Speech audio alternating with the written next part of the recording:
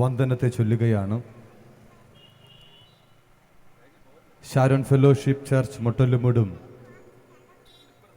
Focus on Jesus Christ മിനിസ്ട്രിയും സംയുക്തമായി ഒറ്റശേഖരമംഗലം പഞ്ചായത്തിൽ ക്രമീകരിച്ചിരിക്കുന്ന ലഹരി വിരുദ്ധ ബോധവൽക്കരണ സന്ദേശ യാത്രയുടെ ഭാഗമായിട്ടാണ് ഈ മണ്ണാംകോണം കവലയിൽ ഞങ്ങൾ ആയിരിക്കുന്നത്. നിരവധി പ്രാവശ്യം ഞങ്ങൾ നിങ്ങളെ അഭിസംബോധന ചെയ്ത് സംസാരിച്ചിട്ടുണ്ട്. പിന്നെയും ഒരിക്കൽ കൂടി നിങ്ങൾ അഭിസംബോധന ചെയ്യുവാൻ ഞങ്ങൾക്ക് ലഭിച്ച ഈ സമയം നിങ്ങളുടെ ജീവിതത്തിലെ വിലപ്പെട്ട സമയമായി ഞങ്ങൾ കാണുകയാണ്. പ്രബുദ്ധരായ സ്നേഹനിധികളായ നിങ്ങളെ ഒന്നുകൂടി കാണുവാൻ, നിങ്ങൾക്ക് പുതുവത്സരം നൽകുവാൻ ഞങ്ങൾക്ക് ലഭ്യമായ അനുഗ്രഹീതമായ ഈ നല്ല സമയം ഒന്നുകൂടി നിങ്ങളുടെ ഏവരുടെയും ശ്രദ്ധയെ ഞങ്ങളിലേക്ക് ഹാർദവുമായി സ്വാഗതം ചെയ്യുകയാണ്. ഇതൊരു മതത്തിൻ്റെ ചിന്ത എന്നതിനപ്പുറം ഒരു സഭയുടെ സന്ദേശം എന്നതിന് ഉപരി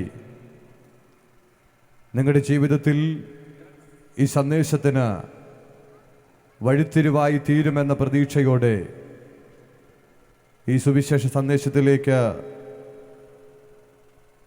സാദരം കടന്നു വരുവാൻ ദയവായി ഞാൻ ഓർമ്മപ്പെടുത്തുകയാണ്. ഞാൻ ഓർമ്മപ്പെടുത്തി, പ്രഭാഷണങ്ങൾ എന്നും മനുഷ്യൻ്റെ ചിന്താഗതിക്ക് മാറ്റം വരുത്തുവാൻ കഴിവുള്ളതാണ്. എഴുത്തുകാരൻ്റെ തൂലിക പോലെ പ്രഭാഷകന്റെ ശബ്ദം എന്നും മാനവരാശിക്ക് പ്രചോദനത്തിന് കാരണമായി തീരാറുണ്ട്. ഒരു രാഷ്ട്രീയ പ്രഭാഷണം, അതിനപ്പുറം ഒരു മത പ്രഭാഷണം, ആത്മീക ആചാര്യന്മാർ വാരിവിതറുന്ന ആത്മീക ചിന്തകൾക്കപ്പുറം ഒരു മതത്തിൻ്റെ ചട്ടക്കൂടുകൾക്കകത്ത് നിൽക്കാതെ ഒരു സഭയുടെയോ സംഘടനയുടെയോ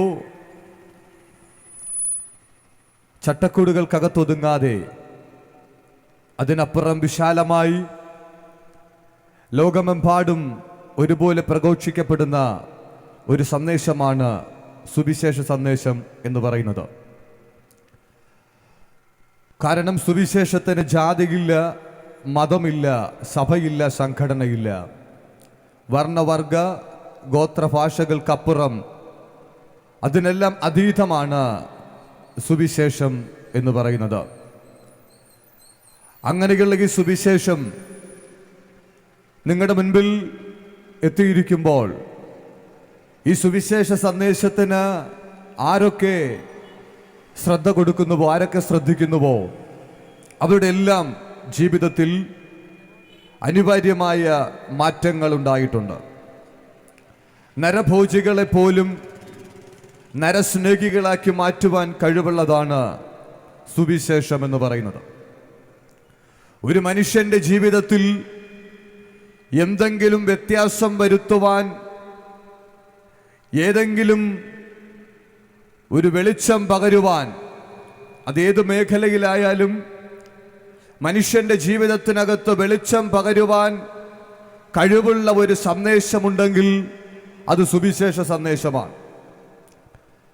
മാറി മാറി വരുന്ന രാഷ്ട്രീയ പ്രത്യയശാസ്ത്രങ്ങൾക്കോ, രാഷ്ട്രീയ പാർട്ടികൾക്കോ, മത ആചാര്യന്മാർക്കോ, ആധ്യാത്മിക രംഗത്ത് പ്രവർത്തിക്കുന്ന ആധ്യാത്മിക ഗുരുക്കന്മാർക്കോ, അവർക്കാർക്കും മനുഷ്യന്റെ ഹൃദയത്തിനകത്ത് വെളിച്ചം പകരുവാൻ കഴിയുകയില്ല. വളരെ ബോധ്യത്തോടെയാണ് ഞാൻ ആ പദം ഉറപ്പിച്ചു പറയുന്നത്. രാഷ്ട്രീയ പാർട്ടികൾക്കോ, പ്രത്യയശാസ്ത്രത്തിനോ, മതത്തിൻ്റെ ചട്ടക്കൂടുകൾക്കോ, മതചിന്തകൾക്കോ, ആധ്യാത്മിക ചിന്തകൾ വാരിവിതറുന്ന ആധ്യാത്മിക ഗുരുക്കന്മാർക്കോ ഒന്നും മനുഷ്യന്റെ ജീവിതത്തിനകത്ത് ഒരു വെളിച്ചം പകരുവാൻ കഴിയുകയില്ല. ഒരിക്കലൊരു മനുഷ്യൻ ഇങ്ങനെ ചോദിച്ചു, അയ്യോ, ഞാൻ അരിഷ്ട മനുഷ്യൻ, മരണത്തിന് അതീതമായ ഈ ശരീരത്തിൽ നിന്ന് എന്നെ ആർ വിടുവിക്കും? പ്രിയരെ, അറിവുള്ള, പാണ്ഡിത്യമുള്ള, ജ്ഞാനമുള്ള, സർവമേഖലയിലും അവഗാഹമായ പാണ്ഡിത്യമുള്ള ഒരു മനുഷ്യനാണ് ഈ ചോദ്യം ഉന്നയിച്ചത്. അപ്പോൾ മനസ്സിലാക്കുക, മനുഷ്യന്റെ ജീവിതം എന്ന് പറയുന്നത് നൈമിഷികമാണ്. എത്ര കാലം നമുക്കിവിടെ ഉറപ്പോടെ ജീവിക്കാൻ കഴിയുമെന്ന് ഒരു മനുഷ്യനും പറയുവാൻ കഴിയുകയില്ല. പലപ്പോഴും പല കമ്പനികളെയും പ്രോഡക്റ്റുകൾ മനുഷ്യർ വിൽക്കുമ്പോൾ 5 കൊല്ലം, 10 കൊല്ലം, 25 കൊല്ലമെല്ലാം ഗ്യാരണ്ടി പറയാറുണ്ട്. എന്നാൽ മനസ്സിലാക്കണം, ഒരു നിമിഷം പോലും ഗ്യാരണ്ടി പറയാൻ കഴിയാത്ത, അതിന് ഉറപ്പില്ലാത്തൊരു മനുഷ്യനാണ് 25 കൊല്ലം ഗ്യാരണ്ടി പറയുന്നത്. ഞാൻ പറഞ്ഞത്, മനുഷ്യൻ ക്ഷണികനാണ്. രാവിലെ കവലയിൽ കടന്നു വന്ന് നമ്മോട് സംസാരിച്ച് സുഹൃത്ത് ബന്ധം പുതുക്കി ഉപജീവനത്തിന് കടന്നു പോകുന്ന മനുഷ്യൻ തിരികെ വൈകുന്നേരം വന്ന് നമ്മോട് ഒരുമിച്ച് ചായ കുടിക്കുമോ നമുക്ക് പറയുവാൻ കഴിയുകയില്ല. ക്ഷണികനാണ് മനുഷ്യൻ. ആ മനുഷ്യന്റെ ജീവിതത്തിന്റെ ക്ഷണികത മനസ്സിലാക്കിയിട്ട്, നൈമിഷികമായ ജീവിതമാണെന്ന് മനസ്സിലാക്കിയിട്ട്, തത്വചിന്തകനും പ്രസിദ്ധ പ്രഭാഷകനും ആധ്യാത്മിക രംഗത്തെ നന്നായിട്ട് കാൽച്ചുവട് ഉറപ്പിച്ച പൗലോസ് എന്ന് പറയുന്ന ഒരു മനുഷ്യനാണ് ഈ ചോദ്യം ചോദിച്ചത്. അയ്യോ, ഞാൻ അരിഷ്ട മനുഷ്യൻ, മരണത്തിന് അതീതമായ ഈ ശരീരത്തിൽ നിന്ന് എന്നെ ആർ വിടുവിക്കും? ഏതാണ് ഈ മനുഷ്യൻ? നമ്മൾ കണ്ണുകൾ കൊണ്ട് കാണുന്ന സ്ഥൂലമായ ഈ മനുഷ്യനാണോ? ഈ മനുഷ്യ ശരീരത്തിന്റെ വിമോചനമാണോ? ഒരിക്കലുമല്ല. ഈ ശരീരത്തിനകത്ത്, അല്ലെങ്കിൽ ഈ ശരീരത്തിൽ മറ്റൊരു വ്യക്തിത്വം അടങ്ങിയിട്ടുണ്ട്. ഇവിടെ അഭിസംബോധന ചെയ്തപ്പോൾ നിങ്ങൾ കേട്ടു, പ്രഭാഷണത്തിന് ദിലീപിനെ ക്ഷണിക്കുന്നു. പുറമേ കാണുന്ന ശരീരത്തിനിട്ടിരിക്കുന്ന പേരാണ് ആ പേര്. പക്ഷേ എൻ്റെ വ്യക്തിത്വം എന്ന് പറയുന്നത് മറ്റൊരാൾക്ക് കാണുവാൻ കഴിയുന്നതല്ല. ആ വ്യക്തിത്വത്തിന് ഒരു മനുഷ്യൻ ഉടമയായിരിക്കുമ്പോൾ ആ ശരീരത്തിൻ്റെ പേർ മാത്രമേ നമുക്കറിയാൻ കഴിയുകയുള്ളൂ. പ്രിയരെ, ഈ ശരീരം വളരെ വിലപ്പെട്ട ശരീരമാണ്. ബൈബിൾ ഇങ്ങനെയാണ് അതിനെ വിവക്ഷിക്കുന്നത്: നിങ്ങൾ ദൈവത്തിൻ്റെ മന്ദിരമെന്നും ദൈവത്തിൻ്റെ ആത്മാവ് നിങ്ങളിൽ വസിക്കുന്നു എന്നും നിങ്ങൾ അറിയുന്നില്ലയോ? ഈ മന്ദിരത്തെ നശിപ്പിക്കുന്നവരെ ദൈവം നശിപ്പിക്കും. 2 കാര്യങ്ങളാണ് അതിനകത്ത് ഊന്നിപ്പറയുന്നത്. ഒന്ന്, ഈ ശരീരം ദൈവത്തിൻ്റെ മന്ദിരമാണ്. 2, ഈ മന്ദിരത്തെ, ഈ ശരീരത്തെ ഒരാൾക്ക് പൊളിച്ചു കളയുവാൻ അവകാശമില്ല. അതുകൊണ്ടാണ് ആത്മഹത്യ പാപമാണ് എന്ന് ബൈബിൾ വിവക്ഷിക്കുന്നത്, പറയുന്നത്. എന്തുകൊണ്ടാണ് ആ ആത്മഹത്യ പാപമായി മാറുന്നത്? ഈ ശരീരത്തിന് സ്വയമേ അല്ലാതെ, നമുക്കറിയാം മരണം സാർവത്രികമാണ്.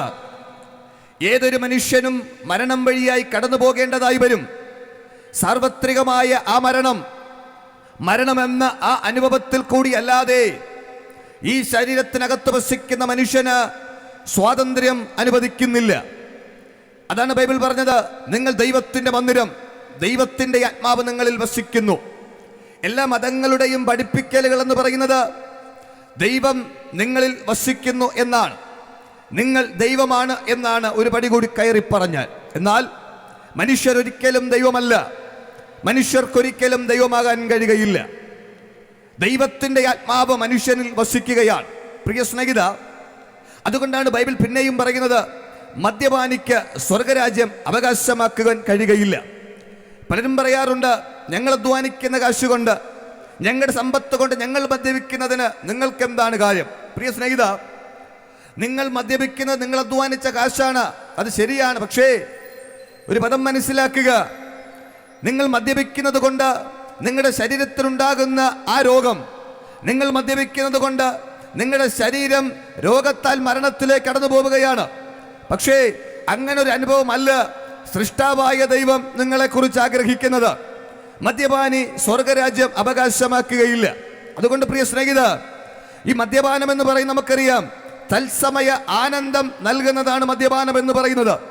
ഏതൊരു ലഹരിയുടെ ഉപയോഗമായിരുന്നാലും ഏതൊരു ലഹരി പദാർത്ഥമായിരുന്നാലും അത് ഉപയോഗിക്കുന്ന ആ സമയം തത്സമയം മാത്രമേ ആനന്ദം തരികയുള്ളൂ.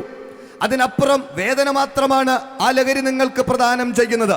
നമുക്കറിയാം, മദ്യപിച്ച് തുടങ്ങുന്ന ഒരു മനുഷ്യൻ, മദ്യപാനിയായ ഒരു മനുഷ്യൻ, ആ മനുഷ്യൻ മദ്യപിച്ച് തൻ്റെ ബോധം നഷ്ടപ്പെടുമ്പോൾ അപ്പുറം ആ മനുഷ്യൻ വീട്ടിലേക്ക് കടന്നു ചെന്ന് ആ വീടിനകത്ത് ആവശ്യമില്ലാത്ത സകലവിധ അന്യായങ്ങളും ചെയ്തു വെക്കുകയാണ്. കുഞ്ഞുങ്ങളെ തല്ലുക, ഭാര്യയെ തല്ലുക, അയൽവാസി അസഭ്യം പറയുക, വീട്ടിനകത്ത് പാത്രങ്ങൾ വാരി പുറത്തെറിയുക, ഭക്ഷണ സാധനങ്ങൾ പോലും വാരി വിതറി പുറത്തെറിയുക. ഇതൊക്കെ ഒരു മനുഷ്യൻ ചെയ്യുന്നത് ആ മനുഷ്യന്റെ തത്സമയ ആനന്ദമാണ്. പിറ്റേ ദിവസം നമ്മുടെ ഭാഷയിൽ പറഞ്ഞാൽ കെട്ടുവിട്ട് കഴിഞ്ഞാൽ ഇതുപോലെ നല്ലൊരു പിള്ള വേറെ ഇല്ല എന്ന് നമുക്കറിയാം. പ്രിയ സ്നേഹിത, അല്പസമയത്തേക്ക് മനുഷ്യനെ കോമാളിയാക്കുന്ന, തത്സമയ ആനന്ദം നൽകുന്ന ഈ ലഹരി പദാർത്ഥങ്ങൾ താങ്കളെ നിത്യമായ നരകത്തിലേക്കാണ് വഴി നടത്തുന്നതെന്ന് താങ്കൾ അറിയാതിരിക്കരുത്. അപ്പൊ മദ്യപാനി സ്വർഗരാജ്യം അവകാശമാക്കുകയില്ല.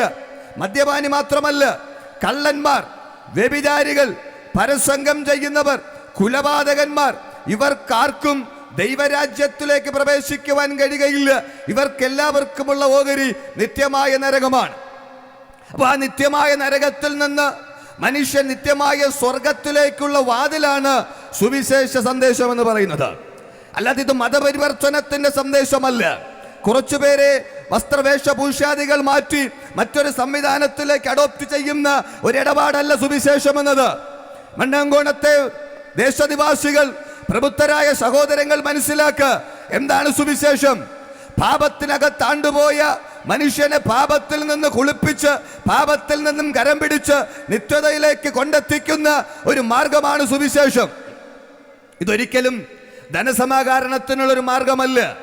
ഇത് പേരിനോ പ്രശസ്തിക്കോ വേണ്ടി ചെയ്യുന്ന ഒരു സംവിധാനമല്ല. ഞങ്ങളുടെയൊക്കെ ജീവിതത്തിൽ വളരെ വിലപ്പെട്ട സമയങ്ങൾ മാറ്റിവെച്ച് ഞങ്ങൾ കവലകൾ ചെന്ന് സുവിശേഷങ്ങൾ പറയാറുണ്ട്. എന്താണ് കാരണം? ഒരു കാലത്ത് ഈ മദ്യത്തിനും മയക്കുമരുന്നിന്റെയും കരാളഹസ്തത്തിൽ പിടിച്ച് അതിനകത്തകപ്പെട്ടു പോയ ഒരു ജീവിതാനുഭവം ഞങ്ങളുടെയൊക്കെ ജീവിതത്തിനകത്തുണ്ടായിരുന്നു.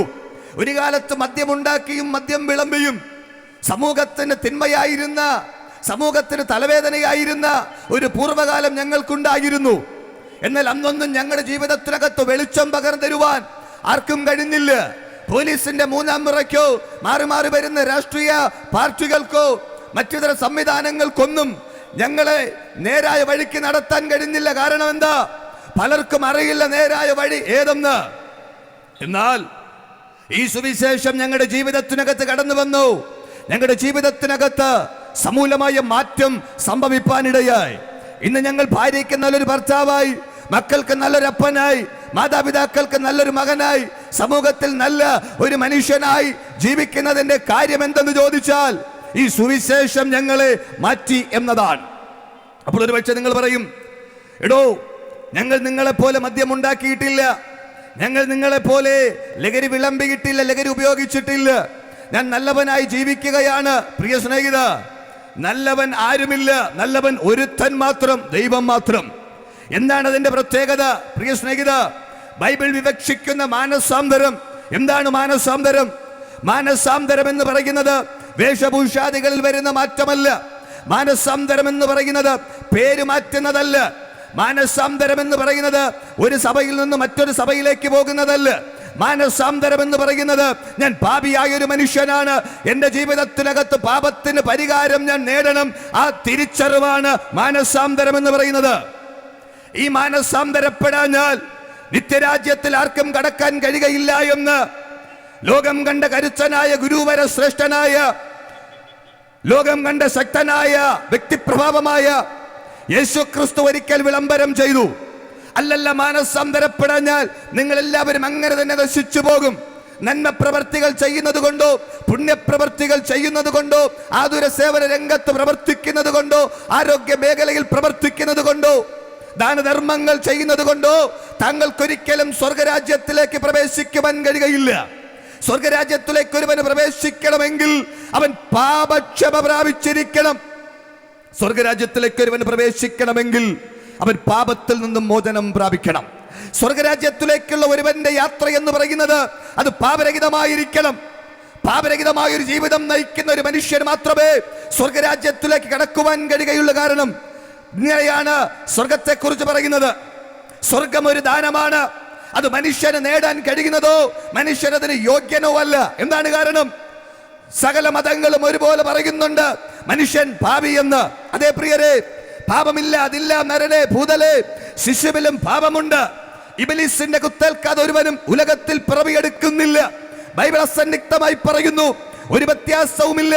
എല്ലാവരും പാപം ചെയ്ത് ദൈവത്തേജസ്സില്ലാത്തവരായി തീർന്നു. സ്നേഹിത, ബ്രാഹ്മണനെന്നോ ക്ഷത്രിയനെന്നോ വൈശ്യനെന്നോ ശൂദ്രനെന്നോ വ്യത്യാസമില്ലാതെ സകലരും പാപികളാണ്.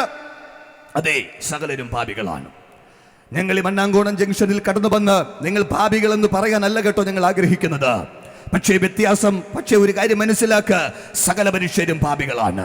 പാപത്തിനകത്ത് അകപ്പെട്ടു പോയ പാപിയായ മനുഷ്യന് പാപമില്ലാത്ത പരിശുദ്ധമായ സ്വർഗരാജ്യത്തിലേക്ക് പ്രവേശിക്കുവാൻ കഴിയുകയില്ല. അങ്ങനെ ആ സ്വർഗരാജ്യത്തിലേക്ക് ഒന്നുകൂടി പറഞ്ഞാൽ, മനുഷ്യൻ ദൈവത്തിൽ നിന്നും അകന്നു, മനുഷ്യൻ സൃഷ്ടാവിൽ നിന്നും അകന്നുപോയി. ആ സൃഷ്ടാവിൽ നിന്ന് അകന്നുപോയി ദൈവത്തേജസ് നഷ്ടമാക്കിയ മനുഷ്യൻ തിരികെ ദൈവത്തിങ്കലേക്ക് കടന്നു വരുവാനുള്ള തത്രപ്പാടുകളിലാണ് ഹർഷഭാരതത്തിൽ നമ്മൾ ഇന്ന് കാണുന്ന മതങ്ങളുടെ ആവിർഭാവം എന്നത്. പലരും ചോദിക്കാറുണ്ട്, ദൈവമേകനെങ്കിൽ ഇന്ന് കാണുന്ന ഈ മതങ്ങൾ എങ്ങനെയുണ്ടായി?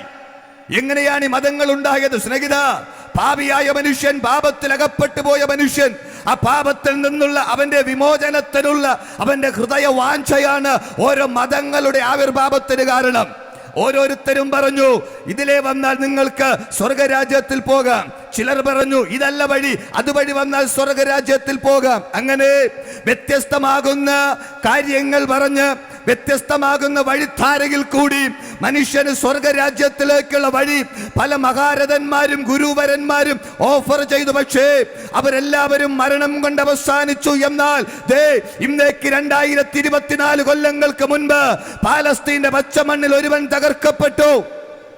അതേ സ്നേഹിത, സകല മനുഷ്യരും ഒരുപോലെ പാപത്തിൽ നിന്ന് മോചനം നേടുവാൻ ആഗ്രഹിക്കുമ്പോ, എന്നാൽ മനുഷ്യനത് കഴിയാതിരിക്കുമ്പോ, ഇന്നേക്ക് 2024 കൊല്ലങ്ങൾക്ക് മുൻപ് സകല മാനവരശിയുടെയും രക്ഷയ്ക്ക് വേണ്ടി ബൈബിൾ എന്താ പറയുന്നത്? സകല മനുഷ്യർക്കും ഉണ്ടാകുവാനുള്ള ഒരു മഹാ സന്തോഷം ഞങ്ങൾ നിങ്ങളോട് അറിയിക്കുകയാണ്. സ്നേഹിത, സുവിശേഷം വാരി വിളമ്പുന്നത് സകല മാനവരാശിക്കുമുള്ള സന്തോഷമാണ്. നിങ്ങളുടെ ജീവിതത്തിനകത്ത് സന്തോഷം ലഭ്യമാകാൻ, നിങ്ങളുടെ ജീവിതത്തിൽ സന്തോഷം സ്വായത്തമാക്കുവാനുള്ള ഏക മാർഗം എന്ന് പറയുന്നത് സുവിശേഷമാണ്. പലരും പറയാറുണ്ട്, ഞങ്ങൾ മദ്യപിക്കുന്നത് സന്തോഷത്തിനാണ്, വേദന മറക്കാനാണ്. സ്നേഹിത, താങ്കൾ മദ്യപിച്ചത് കൊണ്ട്, താങ്കൾ ലഹരി ഉപയോഗിച്ചത് കൊണ്ട് താങ്കളുടെ ജീവിതത്തിൽ സന്തോഷം ലഭിച്ചിട്ടുണ്ടോ? ഒരിക്കലുമില്ല. താങ്കൾ മദ്യപിച്ചത് കൊണ്ട് താങ്കളുടെ ഭവനത്തിലെ ദുഃഖം മാറിയിട്ടുണ്ടോ? ഒരിക്കലുമില്ല. മദ്യപിച്ചാരും ഇതുവരെ നല്ലവനായിട്ടില്ല. മദ്യപിച്ചാരും ഇതുവരെ ഒരു കുടുംബവും അഭിവൃദ്ധി പ്രാപിച്ചിട്ടില്ല. ഈ മദ്യവും ലഹരി പദാർത്ഥവും ആരുടെയൊക്കെ ജീവിതത്തിനകത്ത് കടന്നു വന്നിട്ടുണ്ടോ അവരുടെ എല്ലാം ജീവിതം തകർത്ത് അടിഞ്ഞ ചരിത്രമേ പറയാനുള്ളൂ. എത്ര വലിയവനായാലും, എത്ര ശ്രേഷ്ഠനായാലും, എത്ര വിദ്യാസമ്പന്നനായാലും ഈ ലഹരിയുടെ ഉപയോഗത്തിലേക്ക് അവൻ കടന്നു വന്നാൽ ആ മനുഷ്യന്റെ ജീവിതം തകർച്ചയുടെ, താഴ്ചയുടെ, വീഴ്ചയുടെ അധോഗതിയിലേക്ക് അകപ്പെടുവാനിടയാകും. നമുക്കറിയാം, അശ്വമേധം എന്ന ഒരു പ്രോഗ്രാമിൽ കൂടി GS പ്രദീപ് എന്ന് പറയുന്ന മഹാനായ ഒരു മനുഷ്യൻ, അറിവിന്റെ നിറകുടമെന്ന് വേണമെങ്കിൽ പറയാം, അങ്ങനെ വിശേഷിപ്പിച്ചാലും തെറ്റില്ല. GS പ്രദീപ് എന്ന് പറയുന്ന ആ മനുഷ്യൻ അശ്വമേധം എന്ന പ്രോഗ്രാമിൽ കൂടി എല്ലാ മലയാളികൾക്കും അദ്ദേഹം വളരെ സുപരിചിതനാണ്. പക്ഷേ അദ്ദേഹത്തിന്റെ ജീവിതത്തിനകത്ത് വിളിക്കാതെ വരുന്നൊരു അതിഥിയെ പോലെ ഈ ലഹരിയുടെ ഉപയോഗം കടന്നു വന്നു. കുറേശ്ശെ അദ്ദേഹം ഈ ലഹരിയുടെ ഉപയോഗത്തിലേക്ക് പോയി. പിന്നത്തേതിൽ നമ്മൾ സമൂഹ മാധ്യമങ്ങളിൽ കൂടി, സോഷ്യൽ മീഡിയയിൽ കൂടി വായിച്ചറിഞ്ഞ വാർത്ത എന്താണ്? ആ മനുഷ്യന്റെ ആരോഗ്യം ക്ഷയിച്ചു, ആ മനുഷ്യന്റെ ജീവിതം തകർന്നു, ആ മനുഷ്യന്റെ ജീവിതം താളടിയായി. അറിവുണ്ടോ എന്ന് പറഞ്ഞിട്ട് എന്താണ് ഫലം? ആരോഗ്യമുണ്ടായിരുന്നു എന്ന് പറഞ്ഞിട്ട് എന്താണ് ഫലം? തന്റെ ആരോഗ്യം നഷ്ടമായി. തന്റെ ജീവിതം തകരുവാനിടയായി. പിന്നത്തേതിൽ വല്ല വിധേനയും ആ മനുഷ്യൻ ആ ലഹരിയുടെ ഉപയോഗത്തിൽ നിന്ന് സ്വതന്ത്രമായിട്ട് ഇന്ന് അദ്ദേഹം സമൂഹത്തിന് കൊടുക്കുന്ന വലിയൊരു സന്ദേശമുണ്ട്. ലഹരി നിങ്ങൾ ഉപയോഗിക്കരുത്. ഞാൻ പറഞ്ഞത്, എത്ര വലിയ മനുഷ്യനാണേലും സമൂഹത്തിൽ ഒരു പക്ഷേ സമൂഹത്തിൽ ഉന്നത സ്ഥാനം വഹിക്കുന്ന വ്യക്തിയാണെങ്കിലും നമുക്കറിയാം, മലയാളികളുടെ മനസ്സിൽ ഇടം പിടിച്ചൊരു മനുഷ്യൻ, ഞാൻ ഇങ്ങനെ അദ്ദേഹത്തെ വിശേഷിപ്പിക്കാറുണ്ട്, നാടൻ പാട്ടിന്റെ അമരക്കാരൻ. പകൽ മുഴുവൻ പണിയെടുത്ത് കിട്ടുന്ന കാശിന് കള്ളുകുടിച്ച് എന്റെ മോളെ കഷ്ടത്തിലാക്കല്ലേ വേലായുധ എന്ന നർമ്മത്തിൽ ചാലിച്ച് സമൂഹത്തിനൊരു സന്ദേശം പകർന്നു കൊടുത്ത കലാഭവൻ മണി. ആട്ടോക്കാരുടെയും പാവപ്പെട്ടവന്റെയൊക്കെ സന്തത സഹചാരിയായിരുന്ന കലാഭവൻ മണി. അദ്ദേഹം സമൂഹത്തിന് ഒരുപാട് ആതുര സേവനങ്ങൾ ചെയ്തിട്ടുണ്ട്. സമൂഹത്തിന് ഒരുപാട് പേരെ അദ്ദേഹം കൈപിടിച്ചുയർത്തിയിട്ടുണ്ട്. നല്ല കാര്യങ്ങൾ അനവധി ചെയ്തിട്ടുണ്ട്. പക്ഷേ അദ്ദേഹത്തിന്റെ ജീവിതത്തിന്റെ അവസാനം നമ്മൾ വാർത്തകളിൽ കൂടി സോഷ്യൽ മീഡിയയിൽ കൂടി മനസ്സിലാക്കിയതാണ്, പാടി എന്ന് പറയുന്ന ആ പ്രത്യേക ഇടത്തിൽ ഒരു വലിയ മദ്യസൽക്കാരം നീണ്ട നാളുകളായി നടന്നു വരികയാണ്. അദ്ദേഹത്തിന്റെ മരണകാരണം അമിതമായ ലഹരിയുടെ ഉപയോഗമാണ്. പ്രിയ സ്നേഹിത, സമൂഹത്തിൽ നല്ലൊരു മനുഷ്യൻ താഴെത്തട്ടിൽ നിന്ന് സമൂഹത്തിന്റെ ഉന്നതത്തിലേക്ക് അദ്ദേഹത്തിന്റെ കഴിവുകൊണ്ട് ഒറ്റയ്ക്ക് പടപൊരുതി കയറി വന്ന മനുഷ്യനാണ് കലാഭവൻ മണി. പക്ഷേ ലഹരി അദ്ദേഹത്തെ തകർത്ത് കളഞ്ഞു. ഇനി നൃത്തച്ചുവടുകൾ കൊണ്ട് ശരീരത്തിന്റെ അസാമാന്യമായ മെയ്വഴക്കം കൊണ്ട് മനുഷ്യന്റെ ഹൃദയത്തിനകത്തേക്ക് ഇടം നേടിയ ഒരു മനുഷ്യനാണ് പോപ്പ് രാജാവ് എന്ന് വേണമെങ്കിൽ നമുക്ക് പറയാം, മൈക്കിൾ ജാക്സൺ. ആ മൈക്കിൾ ജാക്സൺ 150 കൊല്ലം ജീവിക്കുവാൻ വല്ലാതെ അങ്ങ് ആഗ്രഹിച്ചു. പക്ഷേ ആ മനുഷ്യന്റെ ജീവിതത്തിനകത്ത് അതിരുകവിഞ്ഞ ആ മനുഷ്യന്റെ ജീവിതത്തിനകത്ത് ലഹരിയുടെ ഉപയോഗം കാരണമാണ് 50-ാമത്തെ വയസ്സിന് മുൻപ് അദ്ദേഹം ഈ ലോകത്ത് നിന്ന് മാറ്റപ്പെട്ടു പോയത്. സമൂഹത്തിൽ എത്ര പദവിയുള്ള വ്യക്തിയാണേലും, സമൂഹത്തിൽ എത്ര പേരും പ്രശസ്തിയുമുള്ള മനുഷ്യനാണേലും, അറിവുള്ളവനാണേലും, എത്ര വലിയവനാണേലും, ഈ ലഹരിയുടെ ഉപയോഗത്തിൽ ഒരു മനുഷ്യൻ അകപ്പെട്ടു പോയാൽ ഒരിക്കലും അവൻ അവിടെ നിന്ന് സ്വയമായിട്ട് രക്ഷപ്പെട്ട് പുറത്തു വരാൻ കഴിയില്ല. എന്നാൽ ഞങ്ങളുടെ ജീവിതത്തിനകത്ത് മാരകമായ ലഹരിയുടെ ഉപയോഗത്തിൽ നിന്ന് പുറത്തു വരാൻ ഞങ്ങളെ സഹായിച്ച ഒരു സന്ദേശമാണ് സുവിശേഷം. സ്നേഹിത, പാപമില്ലാത്ത പരിശുദ്ധമായ സ്വർഗരാജ്യത്തിലേക്ക് പാപിയായ മനുഷ്യൻ കയറിപ്പോകുവാൻ വല്ലാണ്ടങ്ങ് അധ്വാനിച്ചു. അവൻ നേർച്ച നടത്തി, അവൻ കാണിക്കയിട്ടു, അവൻ പുണ്യതീർത്ഥങ്ങളിൽ മുങ്ങി, അവൻ പുണ്യമലകൾ ചവിട്ടി, പലതും അവൻ ചെയ്തു. പക്ഷേ പാപിയായ മനുഷ്യന് പാപമില്ലാത്ത സ്വർഗരാജ്യത്തിലേക്കുള്ള പ്രവേശനം നിരസിച്ചുപോയി. പാപിയായ മനുഷ്യന് പാപമില്ലാത്ത സ്വർഗരാജ്യത്തിൽ ദൈവത്തോട് കൂടെ വസിക്കുവാൻ കഴിയുകയില്ല എന്ന് മനസ്സിലാക്കിയ മനുഷ്യൻ പിന്നെ അവൻ ആത്മഹത്യയിലേക്ക് ശരണപ്പെട്ടു. അയ്യോ, ഇനി എന്റെ ജീവിതം എന്തിനു കൊള്ളാം എന്ന ചിന്തയിൽ എനിക്കിനി ആരുമില്ല, വീട്ടുകാരില്ല, നാട്ടുകാരില്ല, കൂട്ടുകാരില്ല, ചർച്ചക്കാരില്ല, ഞാൻ ഒറ്റയ്ക്കായി എന്ന ആ ചിന്താബോധം കാരണം ആ മനുഷ്യൻ ആത്മഹത്യയിലേക്ക് ശരണപ്പെട്ടു. കഴിഞ്ഞ ചില ദിവസങ്ങൾക്ക് മുൻപ് 21 വയസ്സ് പ്രായമുള്ള ഒരു യൗവനക്കാരൻ പ്രേമനൈരാശ്യത്തിന്റെ പേരിൽ സ്നേഹിച്ച പെണ്ണ് നിന്നെ എനിക്ക് വേണ്ട എന്ന് പറഞ്ഞതിന്റെ ഒറ്റ കാരണത്താൽ 21 വയസ്സ് മാത്രം പ്രായമുള്ള ആ കുഞ്ഞു സഹോദരൻ ആത്മഹത്യ ചെയ്ത് ഈ ലോകത്ത് നിന്ന് മാറ്റപ്പെടുവാനിടയായി. 21 വർഷം അറ്റുനൊറ്റു വളർത്തിയ മാതാപിതാക്കൾക്ക് എന്താശ്വാസമാണുള്ളത്? പ്രിയ സ്നേഹിത, മരണം കൊണ്ട് അവസാനിക്കുന്നതല്ല ജീവിതം. ജീവിതത്തിനകത്ത് പ്രതിസന്ധി കടന്നു വരുമ്പോ താങ്കൾ ഒരിക്കലും ആത്മഹത്യയെ ശരണമാക്കരുത്. ആത്മഹത്യ ഒന്നിനും ഒരു പരിഹാരമല്ല. പിന്നെ സ്വർഗരാജ്യത്തിലേക്കുള്ള പ്രവേശനമാണോ? അതിനുള്ള വഴിയുണ്ട് പ്രിയരെ. മനുഷ്യന് സ്വർഗരാജ്യത്തിലേക്ക് സ്വയമായി അവന്റെ സ്വയചിന്ത കൊണ്ടോ പ്രയത്നം കൊണ്ടോ കഴിവ് കൊണ്ടോ കയറിപ്പറ്റാൻ കഴിയില്ല എന്ന് മനസ്സിലാക്കി സർവശക്തനായ, സർവജ്ഞാനിയായ, സർവവ്യാപിയായ ദൈവം വിഭാവനം ചെയ്തു. ആ പദ്ധതിയാണ് കർത്താവായ യേശു ക്രിസ്തു. ബൈബിൾ ഇങ്ങനെ പറയുന്നു, തന്റെ ഏകജാതനായ പുത്രനിൽ വിശ്വസിക്കുന്ന ഏവനും നശിച്ചു പോകാതെ നിത്യജീവൻ പ്രാപിക്കേണ്ടതിന് ദൈവം അവനെ നൽകുവാൻ തക്കവണ്ണം ലോകത്തെ സ്നേഹിച്ചു. പ്രിയ സ്നേഹിത, എന്നെക്കാൾ അറിവുള്ള, പക്വതയുള്ള, ജ്ഞാനമുള്ള പ്രബുദ്ധരായ ദേശനിവാസികളെയാണ് ഞാൻ അഭിസംബോധന ചെയ്തത്. ഒന്ന് നോക്ക്, ഒന്ന് തിരിഞ്ഞു നോക്ക് പ്രിയരെ. സകല മനുഷ്യരെയും ഒരുപോലെ സ്നേഹിച്ച ആരാ ഉലകത്തിലുള്ളത്? നമുക്കറിയാം, അനവധി നിരവധി നവോത്ഥാന നായകന്മാർ കടന്നു വന്ന് പ്രവർത്തിച്ച ഒരു നാടാണ് നമ്മുടെ നാട്. ആർഷ ഭാരതം, പ്രത്യേകാൽ ഗോഡ്സ് ഓൺ കൺട്രി, നമ്മുടെ സ്വന്തം ദൈവത്തിന്റെ നാട് കേരളം. ഈ കേരളത്തിൽ അനവധി നവോത്ഥാന നായകന്മാർ വന്നു. എന്തിനാ വന്നത്? സകല മനുഷ്യരെയും ഒരുപോലെ സ്നേഹിക്കാനൊന്നുമല്ല. ഒരു പ്രത്യേക ജാതിക്കു വേണ്ടി, ഒരു പ്രത്യേക വിഭാഗത്തിനു വേണ്ടി, ഒരു പ്രത്യേക മതത്തിനു വേണ്ടി വർണ്ണവും വർഗവും ഭാഷയും ഗോത്രവും മാത്രം ചോദിച്ചുകൊണ്ട് അവനവന്റെ ജാതിക്ക് മതത്തിന്റെ ഉന്നമനത്തിനു വേണ്ടി നവോത്ഥാന നായകന്മാർ പ്രവർത്തിച്ചപ്പോൾ സകല മനുഷ്യരും അറിയുവാനുള്ള മഹാസന്തോഷം, സകല മനുഷ്യരെയും സ്നേഹിച്ചുകൊണ്ട് സാക്ഷാൽ ദൈവം വിഭാവനം ചെയ്തു തന്റെ ഏകജാതനെ മാനവരാശിയുടെ വിമോചനത്തിനു വേണ്ടി തകർക്കപ്പെടുവാനിടയായി. അതേ പ്രിയരെ, കഴിഞ്ഞ ഡിസംബർ 25-നും സാർവത്രികമായി ആഘോഷിച്ചു കർത്താവായ യേശുക്രിസ്തുവിന്റെ തിരുപ്പിറവി. 25 എന്ന് ചോദിച്ചാൽ ഇന്നും അത് കൺഫ്യൂഷനാണ്. ഡേറ്റിലല്ല വിഷയം, മാസത്തിലല്ല വിഷയം. കർത്താവായ യേശുക്രിസ്തു ഉലകത്തിൽ വന്നു എന്നതാണ്. പ്രിയ സ്നേഹിത, കർത്താവായ യേശുക്രിസ്തു ഈ ലോകത്തിലേക്ക് കടന്നു വന്നു. എന്തിനു വേണ്ടി?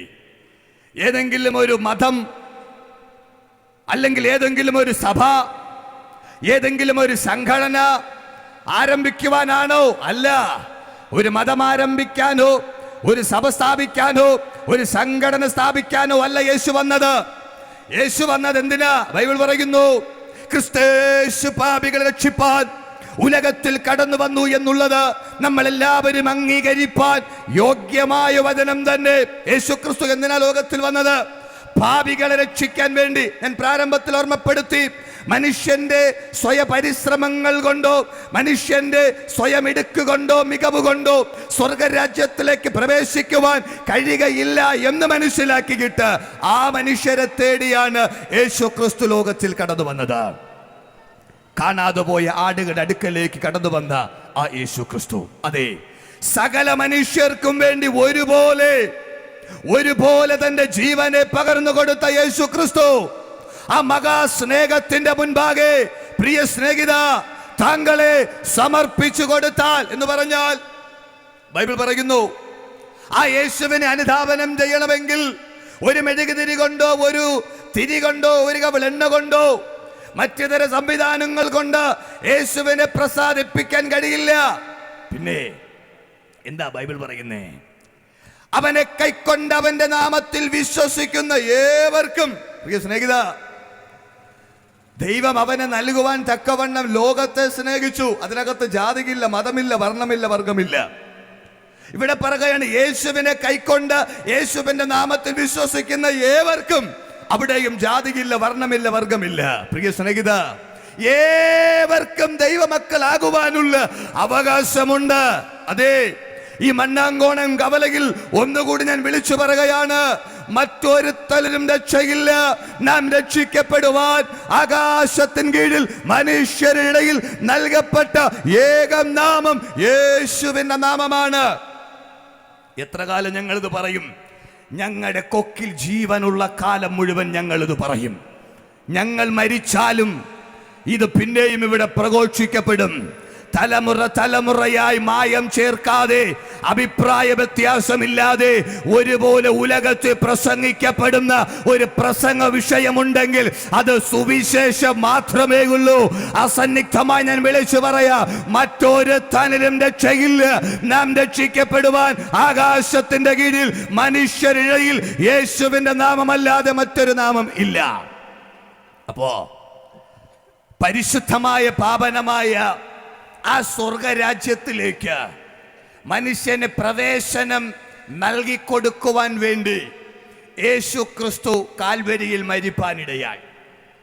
ആ യേശു ക്രിസ്തുവിനെ ഹൃദയം കൊണ്ട് വിശ്വസിക്കുകയും ആ വിശ്വസിച്ചത് വായ് കൊണ്ട് ഏറ്റുപറയുകയും ചെയ്താൽ താങ്കൾക്കും ആ സ്വർഗരാജ്യത്തിൽ പ്രവേശിക്കാം. ഇനി സ്വർഗരാജ്യത്തിൽ പ്രവേശിക്കാത്തവർക്ക് നിത്യമായ നരകമുണ്ട്. അതെ, അത് യാതനാ സ്ഥലം, അത് ദഹന സ്ഥലം. ആ ദഹന സ്ഥലത്തിലേക്ക് പോകാതിരിക്കാനാണ് ഞങ്ങൾ ഇങ്ങനെ കവലയിൽ വന്ന് കണ്ടക്ഷോഭം ചെയ്യുന്നത്.